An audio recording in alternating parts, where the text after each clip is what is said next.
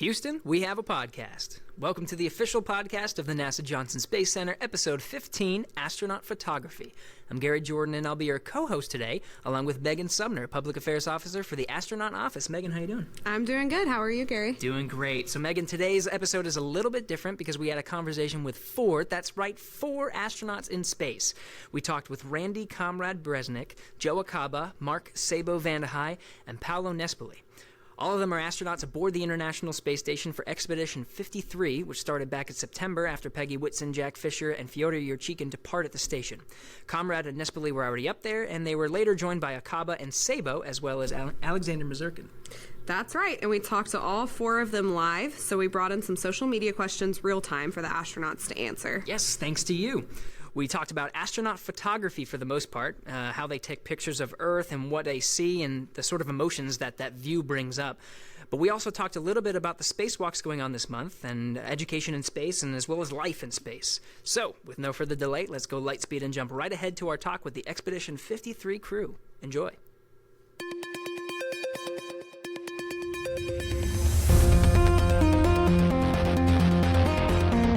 T-minus 5 seconds and counting.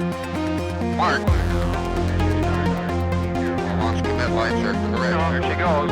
Houston, we have a podcast.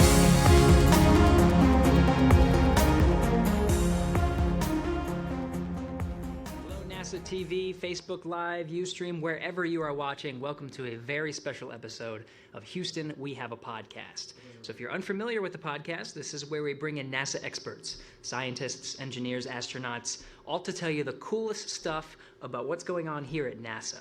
So today we have a very special episode. Of course, you can see us on camera, and this is usually an audio podcast, but also we're going to be talking to space. This is not the first time we've done it. We've done it about 2 months ago with Jack Fisher aboard the International Space Station, and we're going to do it again with some astronauts, except not with just one. We're going to do it with 4 astronauts. Randy Comrade Bresnik, Mark Sabo Vandehei, Joe Acaba, and Paolo Nespoli. So I'm not going to do this alone, of course, same as always, same as before. I have a co-host with me, NASA Public Affairs Officer for the Astronaut Office, Megan Sumner. Megan, thanks for being here. Thanks. Happy to be here. Excited to talk to them. Awesome. So, Public Affairs Officer for the Astronaut Office, not the only role you've had here at NASA, right? Mm-hmm. Yeah, I've previously actually managed our social media accounts here, the Johnson Space Center accounts and the International Space Station accounts. And now I am supporting the Astronaut Office for appearances that they go out and do, and also the media support. We have media come and talk to them before their missions and do interviews and media visits and things like that. Fantastic. And so I think that's the reason you're the perfect person to have as a co-host with me today. It's just because, first of all, you know the astronauts that we're talking to today. You've actually worked with some of them in the past, right? Yeah, so Joe and Mark, who we'll be talking to today, were actually the first 2 astronauts that I got to work with in this role as the Public Affairs Officer for the Astronaut Office. Yep. So I'm really excited to get to actually talk to them in space. Awesome. But then also, you ran the social media accounts here at the Johnson Space Center for a while. So that's another part of this is we are on Facebook Live. So if you have any questions that you'd like to send up to the crew, Megan is going to be monitoring those questions real time. She's got her phone right next to her, and we'll be asking some of those questions to our 4 astronauts today. So the topic of today's conversation is astronaut photography. So what's that all about? Oh man, the astronauts take the most amazing pictures from the space station, and it's just an amazing view that most of us will never get to see in our lifetime. And thankfully, they are willing to share that view with us through social media. Easily, they can share it out to the whole world of what that's like. And not only that, but they're sharing with us what they're doing in space and a little glimpse into their life, the science they're doing, all the work they're doing on board. So it's so cool to be able to see that perspective. Absolutely. I'm very excited for this topic because it is one of the more visual things that we get to see of what the astronauts do on the International Space Station. Obviously, they're doing science all the time, and we have crew members that are constantly working various experiments, and just recently they've been going out and doing a few spacewalks, so they have maintenance tasks that they regularly do. But right now, we're actually going to be talking about astronaut photography, and actually right next to us we have some of the equipment that they practice on whenever they're doing some of the to actually practice for taking photos of the Earth. So it looks like our astronauts are actually getting set up here, just like they do for any public affairs event. So we're going to be talking with Mission Control soon and getting that started. So if you have any questions, please feel free to ask them below. So. Yep. We're taking your questions on Facebook Live. I'll be watching and asking the crew. So get your question in there and watch along so you can hear if they get a chance to answer it. Absolutely. All right. Looks like our 4 astronauts are getting set up right now. Let's think. I mean, so we can talk about some of the extravehicular activities that they've been doing, some of the spacewalks as well, but a little bit about our crew. Randy Bresnik and Joe Acaba and Paolo Nespoli have been there before. For Mark Vande Hei, this is his first space flight, so we'll get to talk to him about his experience being a newcomer. Actually, 3 of the astronauts we've talked to on the podcast before, Randy Bresnik, Mark Vande Hei, and Joe Acaba, all each individual episodes to share their experiences of what they've done aboard. Paolo Nespoli, this will be the first time talking with him, so that'll be a pleasure as well. And he shared some fantastic imagery of Italy and just different parts of the Earth, so can't wait to see what we're doing there. So let's connect with Mission Control Houston and talk to our 4 astronauts. Again, send your questions below on Facebook Live.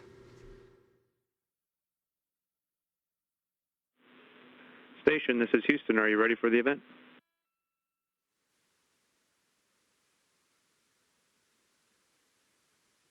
Houston, we're ready for the event.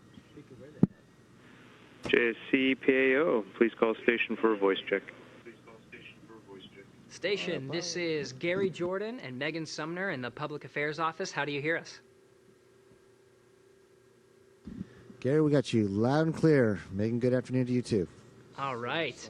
Well, this is an absolute pleasure to be talking to all 4 of you today. I thought for sure I'd at least get to talk to one astronaut, but thank you so much for all 4 of you taking the time to talk to us today. So a lot of you have been on the podcast already, so again, welcome back. But today we're going to be doing a live event, so we really wanted to bring in some questions from social media and hoping you can answer those real time. But just to start off, because there are 4 of you, if you can just sort of give a quick introduction to all of you so our listeners kind of know who you are. All right, we've got Expedition 53 Space Station Commander Randy Bresnik. Expedition 52-53 Flight Engineer Paolo Nespoli from the European Space Agency. And Expedition 53 and 54 Flight Engineer Joe Acaba. Expedition 53 and 54 Flight Engineer Mark Vande Hei. That's awesome. Welcome to all of you. Thanks for being with us today. So we'll start with Comrade and Paolo. You guys have been up there the longest. So just how's the mission been going so far? What are some of the highlights? I mean, certainly highs for us were getting to work with the previous crew and the Space Ninja, Peggy Whitson, learning from them to be able to take over and run Space Station when we had our new crew show up for Expedition 53. We got to have a Dragon come up here and bring a whole bunch of science that we got to work with for a whole month. Certainly the past week has been really exciting because we've done 2 EVAs that have really returned the station back to good configuration with a robotic arm and some camera work and preparing stuff for robotic tasks in the future. So we've got a lot of stuff going on inside and going on outside, and so it's been a really exciting expedition so far, and we still are only about halfway through. Well, nothing much to add to what Comrade has already said. I mean, we are doing a lot of activities here. It's always crazy. Like you can wake up in the morning, start working with something and spin around and work with some science and then spin around again and, work with the robotic arm. We've been doing almost all of it right now. We have, 200 more activity, 250, something like that. I mean, and we are doing all of them. Fantastic. So today, I'm sure there's a lot of different topics that we could talk about, but really wanted to focus on astronaut photography today because you guys have such a unique perspective of the Earth, and you get some time sometimes to go and take photos of the Earth and maybe just kind of watch the Earth go by. So I guess since, Comrade, you're holding the mic, if you want to share some experiences from just looking out the window and just kind of what that feeling is like, what it's like to watch the Earth go by. I mean, it's really humbling because it's such a beautiful thing, and there's so far been so few of us have had a chance to see it. And you don't look at the Earth and come not be changed. You certainly feel a part of the Earth. You realize that every experience you've ever had, every person you've ever known is down on that little blue marble.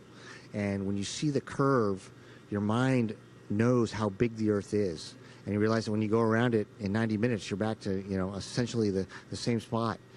And the fact that we can do that and see that, you just feel compelled to share it. I'll hand the mic over to Sabo over here, because he's only been up here, about a month.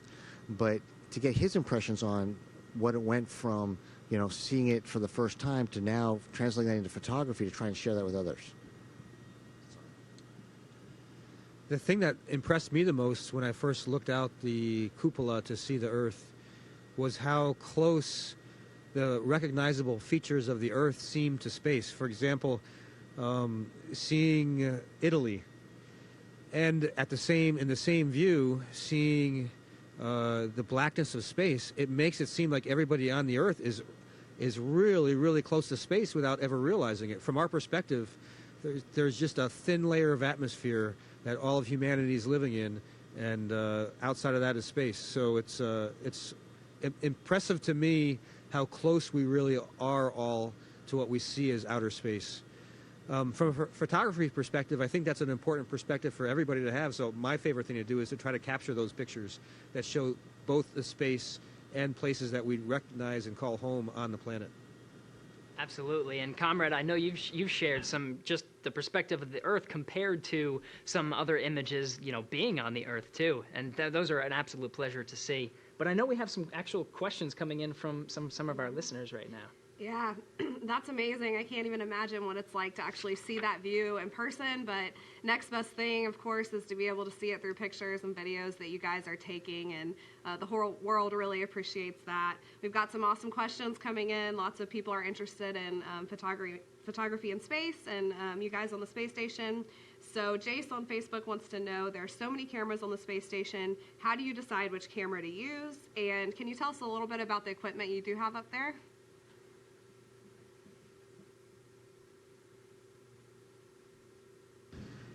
Yes, so we do have, for still photography, we essentially have a Nikon camera. Right now we have several D4. Each one of us gets his own, plus we have a couple placed strategically. Some of them are dedicated for special photography, like macro photography. We need to do a lot of macro photography for equipment here. Some we're just dedicated to, take... there was a micro shot, right? Try one with the telelens here. Some like this one we really use when we are pointing at Earth, and we have some windows that have a special capability of letting us taking pictures with this lens, and then we also have a Red Dragon camera that we use for cinematography. We have video cameras that allow us to take HD photos. I mean, I would say that from a point of view of cameras, lenses, setup, well, we are all set here. We have everything that you can imagine. It's just what is missing a little bit is the time, because it takes time to be there at the window. It's not that you just go there and you can take a picture and leave. If you want to have something that really makes sense, you need to have to be there and stay there and understand, because it's a very quick changing environment here. You have to think that we are flying around Earth at about 4 miles per second, and things change really dramatically and really quickly. And not only that, you don't always pass over the same place with the same conditions, actually almost never. So all the conditions change continuously. The sun, the cloud coverage, the seasons, the colors, the moon makes a lot of changes during the night. So it's been a quite interesting time here in trying to take all of this armada of equipment that we have and try to make it do what we want to do. Not always happens, but somebody will get really great things. Yeah, sometimes. Sounds like there's a particular technique to take the absolute best pictures that you can. And from what you're saying, you have to be there for quite some time. And This is just something that I've always been interested in asking, but I'm sure the cupola is just a hot place to be on the space station to get those photos. So how do you share your time, and who gets to see who gets to go in the cupola? Well, Paolo's the biggest, so he always gets the first. He gets the first go. There's a lot of time in the day, but we're really busy, and so if somebody has an interest, they know something's coming up they want to see, they let us all know, and we respect that and let them have that space. But sometimes things might come up in the middle of the night, so it's at times where we're all in there because something is so cool and we all want to see it. And sometimes you're in there by yourself just enjoying it, and sometimes you don't take pictures. I'm not the greatest photographer, so I just enjoy going and looking out the window. But every now and then we wrestle for it, but we make it work. Nice. All right. This one's for Joe, too. For you, I have to ask from Facebook. Jessica says, my first graders would like to know what your favorite part about space is. Joe was my middle school teacher, and now I'm a teacher. That's pretty cool. Wow, that's very cool. Hello, Jessica. I'm glad that you're following us. There are so many cool things about being in space. One of them is, of course, floating around. These guys are cool, and the relationships that we form are really, really cool. So I would say, being able to do this and just kind of hang out in any direction you want, you kind of feel like a superhero. So that's pretty cool. But again, looking back at the Earth is simply amazing. So, Jessica, I hope your first graders get inspired to keep studying hard, studying the STEM fields, and hopefully they'll be doing more than we're doing today on the space station, and maybe they'll be visiting other planets. So, thanks a lot. Thanks, Joe. And I just have to mention that, she mentioned in that comment that you are a former classroom teacher, and you're up there. Following you, we'll have Ricky Arnold, who is also a former classroom teacher. And as part of that, we're really talking a lot about education and how it relates to the space station. So you can go look up STEM on Station, and there's a website out there, and educators can find a lot of cool resources there. Absolutely. All right, I got another question on Facebook. This is from Jace. Were you able to operate professional cameras before becoming astronauts, or did you learn about photography during training? I never touched a professional camera until I became an astronaut, and that's been one of the really neat opportunities about being an astronaut. Is the very fancy cameras, like the red camera that Paolo mentioned. It's a pretty impressive array of equipment and great trainers to help us learn how to use them.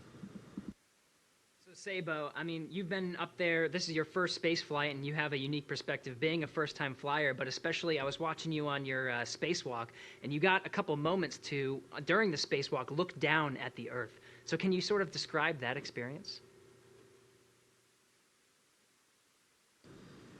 It's hard to take it all in. It's so massive. It's everywhere. The things that stuck out in my mind were seeing flashes of lightning that went on for about 5 minutes. The bright sunlight, it was very impressive. In fact, I'll never forget when, on the very first spacewalk, when Randy opened the hatch, the airlock just lit up because of all the reflected light coming from the Earth into the airlock. And the airlock's a very confined place.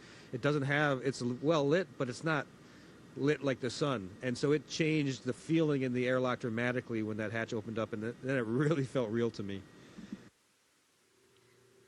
That's awesome. All right, another question. Colin on Facebook wants to know if you guys take space selfies up there. Maybe you got to take one on your spacewalk. Oh yeah, go ahead. Yeah, I just posted something from our last spacewalk on Tuesday with the space selfie, and tried to explain it to people, because you got these big inflated gloves on, and you're trying to take this camera, and it's like if you went to your oven and grabbed your oven mitts and then grabbed your camera and tried to take the selfie. That's what it's kind of like in the space. You're trying to do that and line it up and feel for the button and get the shot. So you end up trying to squeeze it a few times. Hopefully you see maybe the shutter actually took the picture, and then you come back inside later on and go, hey, did I get anything? Amazing. Hey, so Paolo, we were kind of looking at some of your photos on Twitter, just the ones that you're sharing, and I see a lot of amazing pictures of Italy. But one that really stuck out in my mind was a picture of Madagascar and the logging going on there. Just from the perspective that you see of the Earth, what sorts of ideas of human influence do you see from 250 miles above the Earth?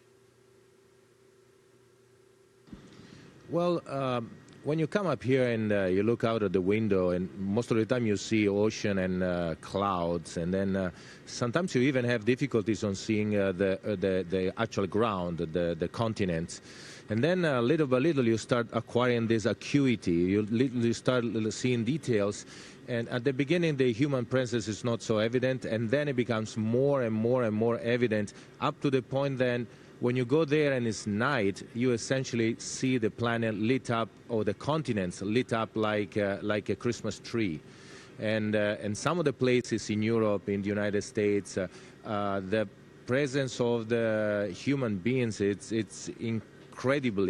And then you start focusing on other things, like you see rivers, you see how these are shaped, you see how things have changed, how as human beings have tried to model nature according to our needs and not ourselves according to the needs of nature. So, and this change becomes really apparent there on that picture that you are referring to.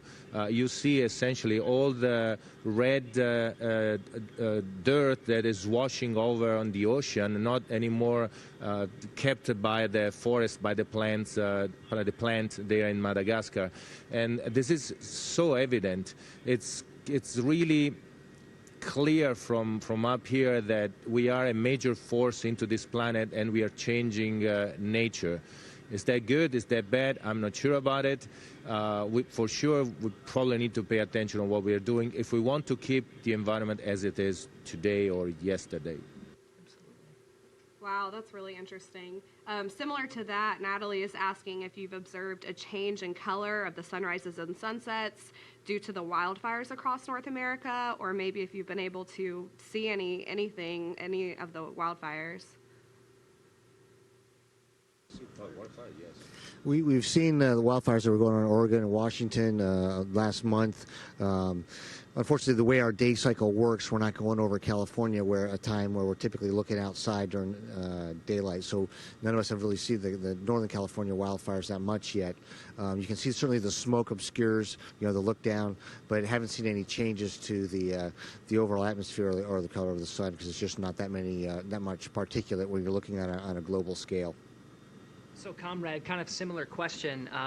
Recently, again, we were looking at a lot of the photos that you're sharing on social media, but recently there have been quite a few hurricanes that have hit the United States, Puerto Rico, a lot of the Caribbean islands, and you shared your perspective of that view. The pictures can tell one story, but just from your perspective, what was it like seeing it from the space station? The hurricanes. Certainly the formation of weather can be a beautiful thing, and hurricanes have their own shape and do amazing things with the clouds. But it's when you realize the destructive power underneath it, it ceases being as beautiful. And certainly the first one for us was Hurricane Harvey, that went right over our families and our homes and our friends, and Mission Control down there in Houston. And so that was, you say too close to home. Well, that was at home, so that was too close to home for us. And so then the parade of hurricanes after that was just disheartening, because there were just so many people affected and so much devastation that we were taking pictures to hopefully help the researchers that are using those to figure out how hurricanes form, how they continue to manifest themselves, what we can do to protect ourselves. And then it was taking pictures afterwards, high resolution photography, mapping the areas to show where there was flooding or destruction that we didn't know about at that point, because there still wasn't communication or camera crews that were able to go out and picture stuff. So it was an unfortunate project that we ended up doing, but hopefully the work we did up here translates into some science, and we're able to translate into actual practical stuff that'll help people in the future. I would think it did. It's such a unique perspective. Yeah, absolutely. Seeing the hurricanes and the flooding and all of that from space is just Really outside perspective that you just can't see when you are right here next to it. So it's very interesting. And similar to that, Natalie wants to know if you could talk to us about the wharf rack. What types of photos do you take from there, and how do you use photography for science?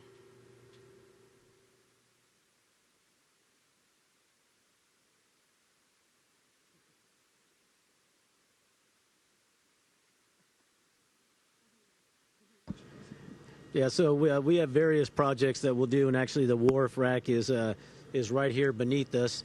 It's one of the best windows that we have on the space station. It's very well protected, so very pristine, and we can get some really cool photos. Unfortunately for us, it's usually covered up, so we don't get an opportunity to use it too often. But there's a lot of science that goes on.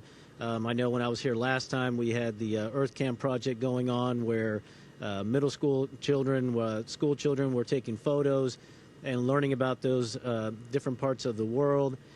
We were also using it for agricultural purposes to map different things. So it's a multi-purpose window, and it is just a very unique perspective that you can get from here. And then you can put the cameras at different angles. You can do the different times of the year, different times of the day. So it has a lot of flexibility. It's pretty cool. There's also, I know there's an experiment that's been going on with analyzing the spectrum of meteors that are falling towards the Earth and using diffraction gratings with the lens. So there's some really interesting science that can come out of photography. So Sabo and Joe, both of you have been educators in the past, and Joe just being a middle school teacher, and Sabo, with at West Point. But is there sort of a education perspective that you can do from sharing your view of the Earth, or maybe some other experiments you're doing on board the station that you can use to share with others? Well, I think, as an educator, one of the most important tools that you can have is sharing experiences and real life experiences. So as much as we can do that to help teachers that are out there and provide them more tools to do their job. Since we've been here, it's been nonstop. It's kind of like the beginning of the school year where you're kind of getting on your feet, getting the ball rolling. But then we had Dragon, and then we had 2 spacewalks already. So, to be honest with you, that's the kind of experience that we want to share. And hopefully by doing that and by recording that, whether it's with photos, video, we can share that experiences with teachers who can then share that with their students. That's awesome. It's so interesting to so many of us down here, so we appreciate being able to hear about the awesome work you guys are doing. I have to mention, Comrade, I'm getting a lot of comments on Facebook about your shirt. People really love it, so I had to tell you that. Joseph wants to know what's the most amazing photo you took. So does anybody have a favorite picture yet so far?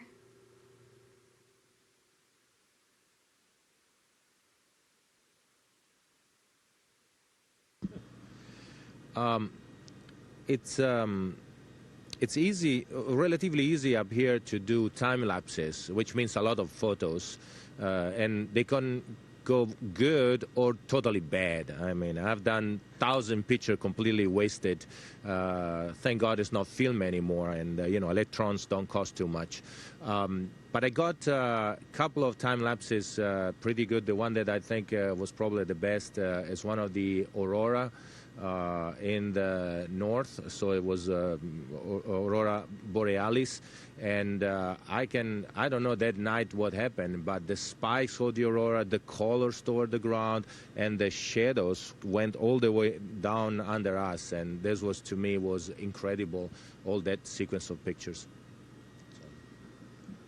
And I think, Paulo mentioned earlier about the Earth is ever changing.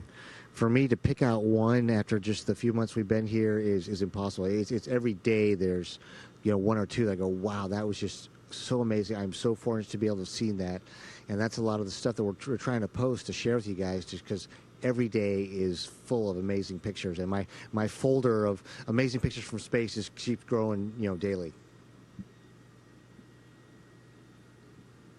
I'd say my favorite photo so far is one of, frankly, Italy and the Alps. That I think Comrade drew my attention to it, got me to look down during the spacewalk, and I snapped a couple pictures. The camera did a lot of great work for me because all I could really do in that situation was press the button, and the pictures turned out great. Really brightly lit Japanese module of the space station in the foreground, and Italy and the Alps in the background.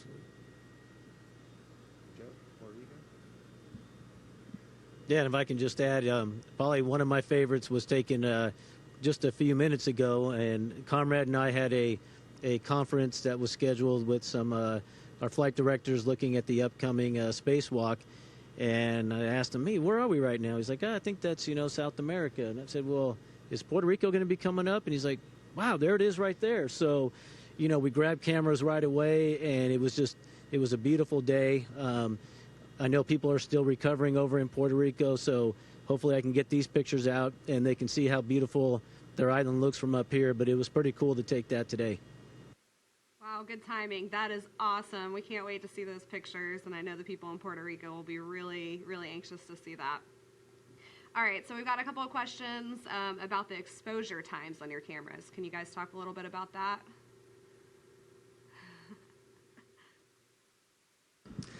Typically for daytime Earth obs, we're shooting a lot of times shutter priority, and we're shooting for 1 over the focal length. So if you got a 400 millimeter lens like this big monster, you're shooting 1 over 400, and letting the camera take care of the aperture. Nighttime is certainly different. Depends on whether we got moon or we don't. At that point, we're setting up the cameras on arms so that we're not jiggling them, like a tripod on the ground. And we're shooting anywhere from, second to 2 second up to even, Paolo was shooting this week a 1/10 of a second because it was so bright with the moon over the ground. So you kind of adjust for the conditions to be able to get the shots, on the time of day. Great, thanks. All right, Jessica is saying, hi from Chicago. Can you recall a time where you saw something from up there that was impossible to be captured on camera, or something that just doesn't do justice on camera that you wish to share?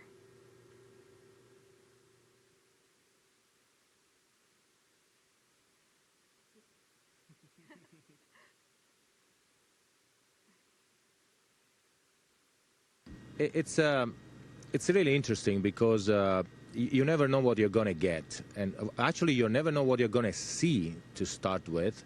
Or more or less you can predict, but the condition changes so drastically that you can wait for the whole day for a pass over Italy, for example, just to discover that it's completely covered by clouds. You don't even see where it is. Or the opposite, or you're doing something, you're there doing exercise. We have the cupola right there where we're doing exercise. You're there doing a set of something, and suddenly, an island appears out of the blue and has incredible colors. I just lost the question. What was the question? Incredible stuff that should be captured. Yes. So there are a lot of things that cannot be, the camera cannot translate, and because it's very difficult to see the light. For example, I find it very difficult to take picture when the sun goes down, because there is this huge bright sun there, and you're trying to capture something else and you cannot do it. So when there is this in space, there are huge contrasts between the full day and the full night. There is nothing in the middle there, and it's very difficult to transition. For example, when we do a night time lapses and we set up the camera for night, as soon as we get the sun, just a little bit of sun out, it's totally washed out. And I would love, for example, to show this transition as we see it with the eye that adjusts continuously, this transition from night to day. This is something that I still haven't figured out a way to do it. Maybe we'll think about it and we'll work on it. Well, Comrade, that kind of makes me think of, I know very soon, I think on October 23rd, you want to do a sort of around the world in 90 minutes and kind of share your perspective of a great pass over a lot of populated cities and various features of the Earth. Can you talk about what your plans are for that, what you're going to do over those 90 minutes?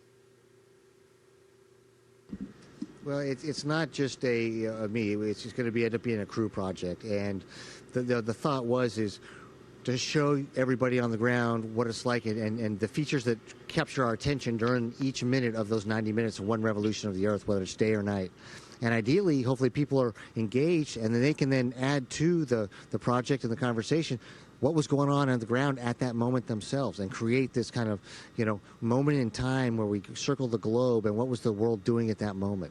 And so we'll be trying to take those pictures. I think we haven't quite settled on a date yet, but yes, it'll be after we finish our last EVAs, and something that we hope is a global project that'll include, most of the world's population that we can get in a single pass, and really showcase one revolution of our planet.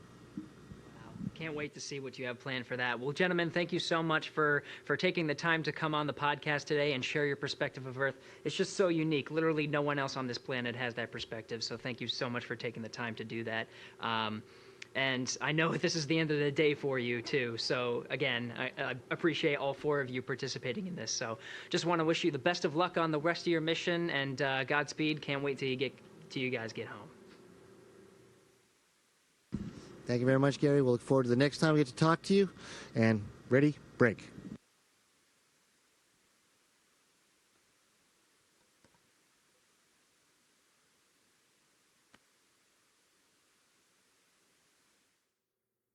Station, this is Houston ACR. That concludes the event. Thank you to all the participants from JSCPAO station. We are now resuming operational audio communication. Fantastic. How about that, Megan? That was amazing. 4 astronauts. We got to see their perspective of the planet. And I know we were throwing some images. Those were actual images that they took while they were actually, some of the still photography that the camera they actually showed while they were up there. But then some of those time lapses that Paolo was talking about, too. Absolutely just such a unique perspective. Yeah, it's so cool to talk to them and to hear a little bit about their experience. And, of course, you could see all those pictures on their social media sites, and just amazing pictures they've taken. Yeah, let's go through them. So who can we follow on the station? All right, so all 4 of those guys we just talked to are all on Twitter, so you can follow them all on Twitter. Comrade is at AstroComrade. Joe is at AstroAkaba. Sabo is at Astro_Sabo. Paulo is Astro_Paulo. And you can follow all the astronauts at NASA_astronauts. And also Comrade and Paulo are also on Instagram. So if you like Instagram, you can look them up on Instagram and see all their pictures. That's right. Yeah, and we try to kind of consolidate that into that astronauts account too, so you can just see everyone's pictures. And they are some amazing photos. Again, these photos that we're sharing with you were actually, a lot of them were actually shared on their Twitter account, so you can follow along on that journey. And I know that each of them have a couple months left, so there's plenty of images to see over these next couple months. If you have a question about astronaut photography or anything NASA related, just go on your favorite social media network and use the hashtag AskNASA. If you want to ask us specifically a question on Houston We Have a Podcast, just mention us in that Ask NASA question. HWAP, I think, is the one we like to use for HWAP, just so you can limit on those characters, especially for Twitter. But if you're not following Houston We Have a Podcast already, shameless plug, I'd say go and subscribe on whatever podcast avenue that you listen to. I know we're on iTunes, SoundCloud, and NASA.gov. We just recently got on Google Play, so whatever medium you like to listen to your podcasts at. So I think that'll do it for us here. Again, if you have any questions, use the hashtag NASA, and be sure to subscribe to Houston We Have a Podcast, and we'll see you next time. Hopefully the next time we're on camera talking to space. I hope so. So subscribe to Houston We Have a Podcast. We'll see you next time.